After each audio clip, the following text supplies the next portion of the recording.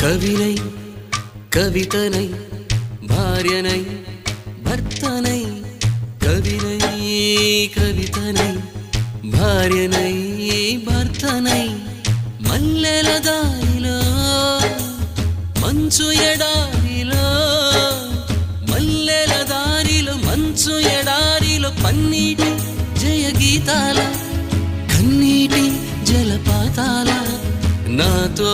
నేను అనుగమిస్తూ నాతో నేనే రమిస్తూ ఒంటరినై అనవరతం కంటున్నాను నిరంతరం కలల్ని కథల్ని మాటల్ని పాటల్ని రంగుల్ని రంగవల్లుల్ని కావ్య కన్యల్ని ఆడపిల్లల్ని జగమంత కుటుంబం నాది ఏకాకి జీవితం నాది.